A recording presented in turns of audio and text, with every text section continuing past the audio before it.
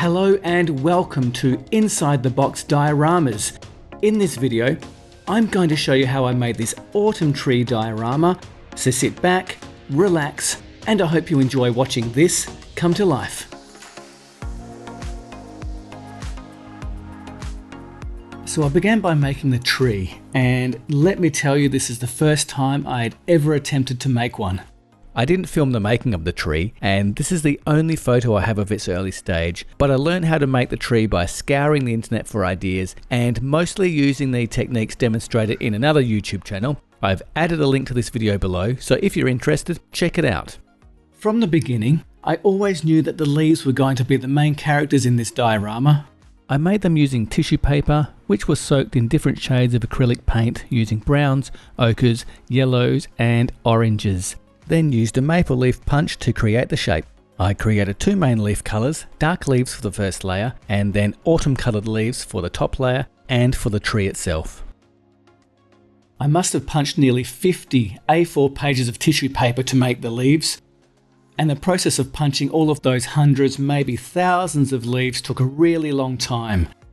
But I'm not complaining, I really did enjoy this process. After the leaves were punched, I glued a stem onto each one using coconut fibres.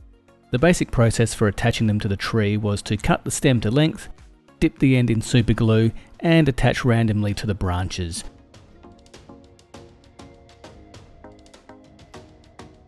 Next, I began work on the path. The pavers were made out of plaster of Paris mixed with model railway ballast. I roughly used the techniques outlined in another channel and I've added a link to this video below as well. After making the mould, I cut the pavers out using a hobby blade, then cracked them in random places by pressing some over a piece of wire and others just by hand. I enjoyed working with the plaster as the way the cracks are produced were very realistic. I tried to make each paver different, each with a different number of cracks.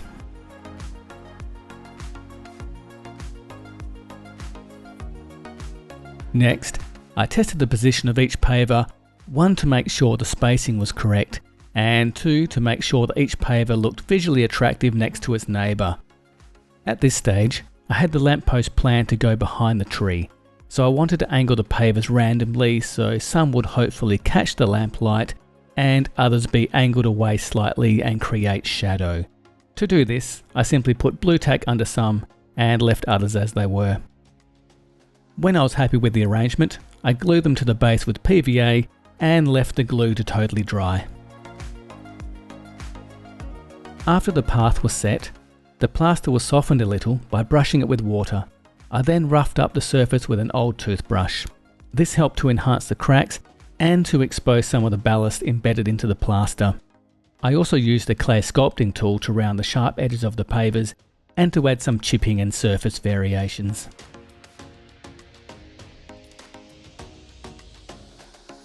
Next, I needed to add some colouring to the path, and for this I mainly applied multiple black washes. I applied an overall wash first, then applied more concentrated washes along the cracked parts of the path.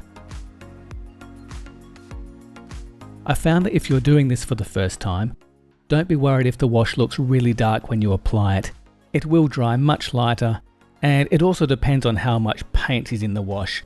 I went quite light with the washes, but did multiple passes over the pavers. On my final pass, I concentrated on darkening the cracks and the gaps.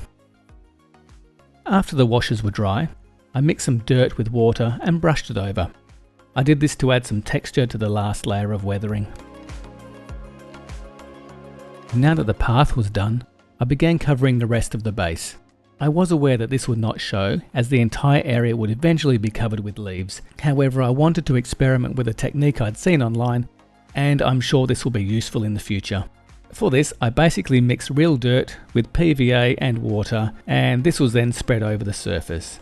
I paid particular attention to covering the areas against and under the tree roots. While the ground was drying, I wanted to get some more texture and interest into the path. I had been experimenting with different materials which could act as small grasses and mosses, and I settled on cutting jute rope up really finely, almost to the consistency of powder, but with some slight variations in length. I also like the jute rope because of its inherent earth tones. I then mixed some green and tan chalk pastel powder into the fibres to add some variations in colour, and I then dropped these into place with the tweezers and fixed them in with scenery glue. At this stage, I added some longer fibres to act as longer grass. I cut these up with scissors and added some tonal differences by again mixing in some pastel powders. Now I'm beginning the first layer of leaves. After weeks of preliminary work and the time it took to make all the leaves, I was really excited to be finally using them. The first layer of leaves were the ones with the darkest washes. These would form the base and would act as a counter change for the lighter leaves that would go on top. After some experimentation, I found that mixing the PVA with some German black-brown acrylic paint gave the best result. I brushed on a generous layer of PVA, then dipping the same brush into the pile of leaves, dabbed them onto the base. I paid particular attention to the areas under the roots of the tree and around the edges of the path. During this process, I thought the leaf lay needed a bit more interest, so I decided to add a bit of a mound, which I made by crumpling up some excess leaf paper and then glued it down and covered it again with leaves. The leaves were built up in stages, so between waiting for the base leaves to dry, I moved on to building the lamppost. The finished lamp is actually the second one I built. I wasn't happy with the first lamp and felt that its shape really didn't work with the scene. The lamppost was basically made from a thin piece of plastic tubing. This needed to be thick enough to contain the wires for the LED. I created the bend at the top by holding the tube in boiling water for about 20 seconds before bending it and holding it into its desired shape. I then primed the tube, then painted it with a base coat of German black-brown, then dabbed on some rust pigment powder. Like I said, I wasn't happy with the shape of the original lampshade and wanted something rounder. I took a bauble from the Christmas tree and cut it in half with a hobby knife, then primed before painting it in the same colour as the post. I cut off the tip of a marker to make the top of the lampshade. I'm not really sure what this part is called, but from my reference photos I knew it had to be there. Also from my reference photos, a lot of lamps had an antique bronze look. The lampshade was first painted in the same German black-brown as the pole. I found some turquoise acrylic paint and painted the entire surface before quickly wiping most of it off. For the second coat, I mixed the turquoise paint with a bit of hydrocal powder. I used the hydrocal powder to help add a bit of raised texture to the weathering. I then applied it with a sponge, then again dabbed most of it off. I also applied the turquoise paint to the lamppost, dabbing it on and then removing some with a tissue. The next step was to make something for the lamppost to attach to. I cut a section of balsa dowel, which I scored with a knife and roughed up with a wire brush to create the illusion of old, cracked and weathered wood grain. It was then painted with my favourite German black-brown. I then dry brushed the wood with some Vallejo hemp and a dash of white. Next I assembled the parts of the lamp. I took the LED from an IKEA USB book light. I wanted the light to be a bit warmer than it was in its original state, so I cut out a circle of yellow cellophane and placed it inside the lens. I then fed the LED through the lamp tube and glued the post to the base. The LED wire will be connected to a USB plug later. Before the final layer of leaves went down, I wanted to add a bit more detail to the path in the form of some dried grasses growing up between the cracks. To keep it random, I made the grass from materials such as jute fibres and coconut fibres. I locked the grass in place with a drop of scenery glue. I also felt that the gaps in the path were too large and uninteresting, so I added some finely cut jute fibres and filled in the gaps.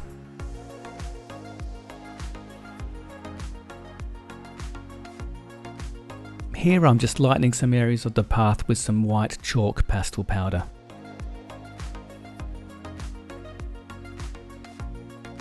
And using a really fine brush, I went over the small cracks in the path with diluted black paint.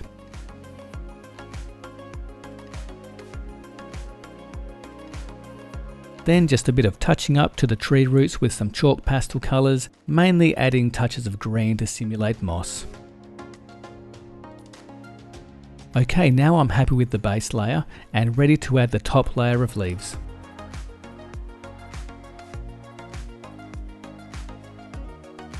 Okay, now for the main event, adding the autumn leaves. It's funny, I had been waiting ages for this step as it would complete the scene that had been in my mind from the very beginning.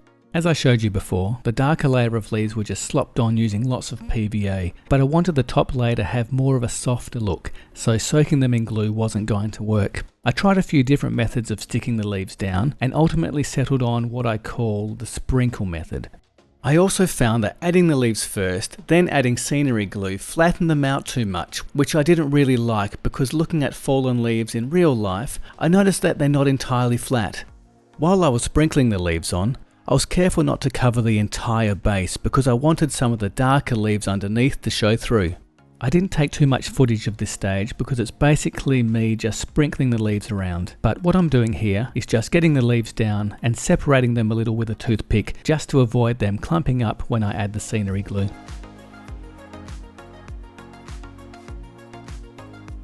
Next, I started thinking about the final display of the diorama. It needed a base to sit on, and for somewhere for the power cable to be housed. I went down to my local hardware store and bought a piece of nice looking timber which I cut to size. Then, to hide the wiring and make the diorama look neat, I enclosed the base with some 2mm balsa sheets. Everything started coming together quickly at this stage. I put more detail into the path here and began adding some grasses made from onion skin. Now, I can't vouch for the longevity of this material, but I like the way the onion skin is slightly shiny and reflective, and the hope is that some of these grass blades will catch the light of the lamp. I basically cut the onion skin into thin slivers and randomly glued them into the gaps between the leaves. Again, some final touches. Here I'm very strategically placing individual leaves onto the path. I then took some dried leaves I found outside, crushed them up and sprinkled them on. After a few more days of adding additional features, the diorama was done.